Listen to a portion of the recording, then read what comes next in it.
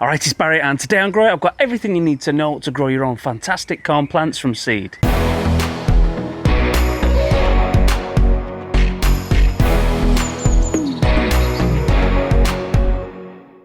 Corn is one of the most versatile crops in the world, and today I'll be showing you exactly how you can grow your own plants in your garden at home. First off, we'll have a look at the origins of corn plants, some of the varieties that I'm going to be growing this year, and then I'll show you my preferred ways for starting off corn seedlings and what to expect when they do germinate. And then finally, I'll be planting out my first batch of plants into my corn bed, which has been covered for the last couple of months, and I had no idea what was going to be lurking underneath there. But before we get going with all of that, don't forget to subscribe to my channel to keep up to date with all of my latest videos, including my latest tomato growing experiment, which I started last week. I've got 8 tomato plants growing in the main greenhouse that have all been given different nutritional treatments to see which one's the best. Let's get cracking with growing some amazing corn.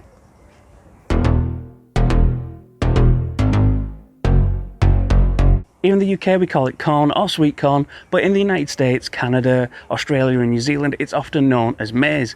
Corn is a cereal grain that's believed to have originated from its domesticated form in southern Mexico somewhere around 10,000 years ago. Corn's a staple food all around the world, with more corn plants grown worldwide than either rice or wheat. Higher sugar, sweeter tasting varieties that are usually called sweet corn are what we'd usually grow for eating in its natural kernel form, like as corn on the cob, while other field corn varieties more often get used for feeding animals. And there's also loads of other food products such as cornmeal, oil, cornflakes and even whiskey, and corn is used to produce ethanol and other biofuels as an alternative to fossil fuels as well. The total world production of corn is over 1 billion tonnes per year, with the United States contributing the most to that figure. And they've got absolutely tons of land reserved for maize growth thanks to several government initiatives and subsidies over the last century. Maize plants can usually grow up to 3 meters tall, although other natural strains can grow a lot higher, like bigger than a house. And this is an important feature for pollination, as the inflorescences emerge from the top of the plant at the highest point before they disperse all of the pollen with the wind. The pollen then lands on the elongated stigma, which is called a silk, which bunched together looks like tufts of hair coming out from between the leaf and the stem. At the end of each of these silks is a carpel, which is what will develop into a single corn kernel, if it's pollinated anyway. A single ear can have around 600 kernels, which are individual fruits, and these can come in a variety of different colours, including the most common yellow, but there's also black, purple, blue, green, red and white, and there's also the mixed colour heirloom varieties with loads of different coloured kernels all on one ear. Sweet corn plants really benefit from being partnered with nitrogen fixing plants like beans, as the corn stalks make an ideal support for the beans to grow up, and then the nitrogen fixing symbiotic bacteria that live around the bean's root system provide extra nitrogen for the corn in return. They can also be rotated, and I use crimson clover for my corn bed, which I grew as a green manure in the autumn last year. They can be sown as the corn is close to harvest to give a bit of extra time for growing before the winter comes in. And if you'd like to know more about growing green manure crops for your beds, I'll leave a link in the description to my full guide from last year.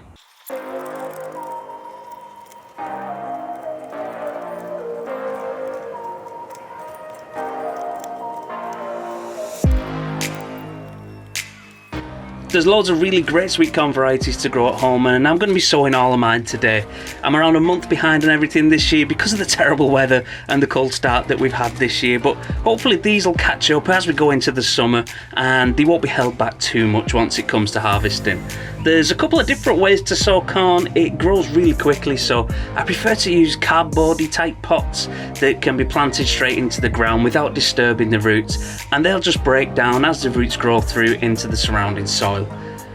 These aren't as good if you're going to be doing early sowings because they can encourage mold just because they stay so damp, especially when the weather's colder and the plants need longer to grow, but they're ideal for starting off now as we're moving between spring and summer. I'm going to add some grow bag compost and stick 1 kernel in each pot. I'm not sure how many I'll need, so I'm going to make sure that I've got extras and I'll find somewhere to plant them, I'm sure. I've got 2 varieties to sow today. I've got a normal sweet corn variety, Golden Bantam, and I've also got a variety called Fiesta, which you can see is all different colours. I think yellow, white, purple and maybe black. These should look really nice and they're more of a decorative variety, but I'm looking forward to see how they turn out anyway.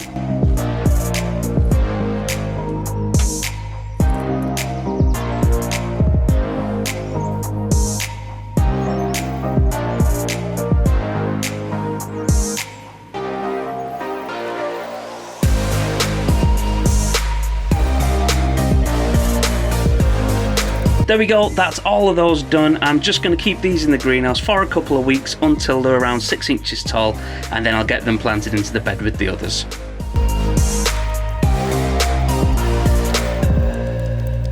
These 6 corn seedlings that I've had on the go for around a month or two now, and they've only just really started growing now that it's warmed up a bit.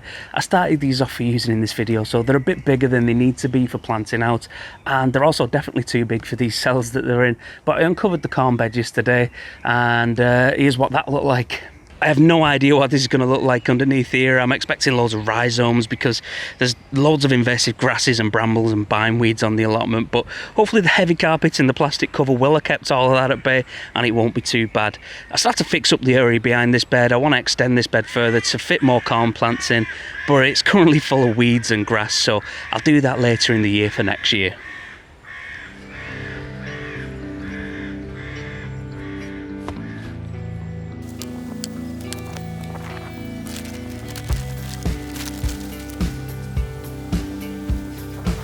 That's the covers off, and it isn't bad at all. As I expected, there's some rhizomes and roots, but I've just learned to live with these now. I dug this whole bed out and sieved it all, and they're just impossible to get rid of when they're this established.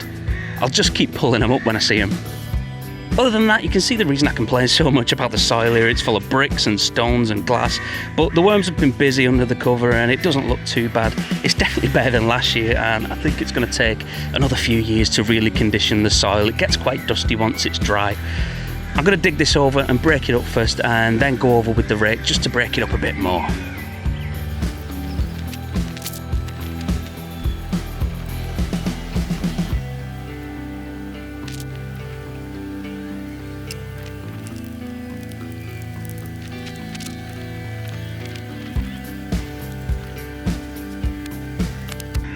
Here's a prime example of all the glass that's in the soil. Look at that piece. The crows and the magpies are having a scrap in the trees, so it's fantastic timing on their part.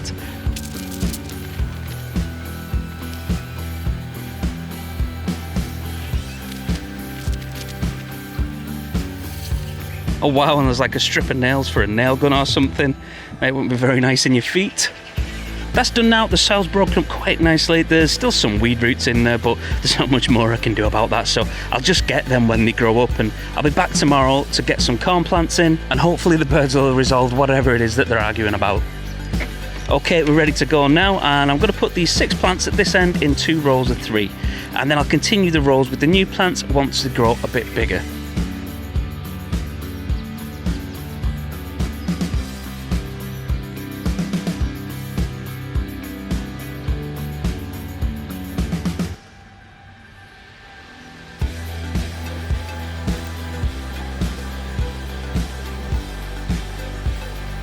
I'm going to have the plants in the rows relatively close together just to help pollination, but I'll leave around a foot between each row. Corn needs to be planted in blocks. Due to it being wind pollinated, these will benefit from a good shaking once they're ready to start pollinating.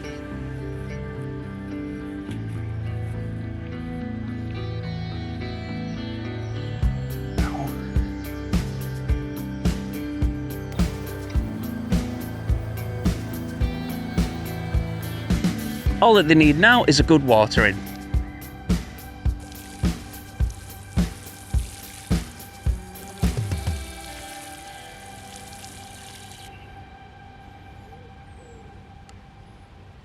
So that's those done. They're going to be fine as they are for now, but once the fruit starts to develop, I'll be netting them and possibly caging them to protect them from the squirrels. They ate around half of my sweet corn last year, so I'll be doing everything I can to protect them this year, and I'll also be sure to include all of that in my updates later in the year. Well, that's it for today. The corn is planted and I can't wait to harvest those later in the year. It's definitely one of my favourite outdoor plants to grow, and I'll be sure to include all of the updates on these corn plants in my plot tours throughout the year. As always, don't forget to subscribe to my channel to get all of those updates, and if you're planning on growing some sweet corn this year, please let me know in the comments if you've got any tips or tricks for stopping the squirrels from stealing my corn, and I'll see you next time.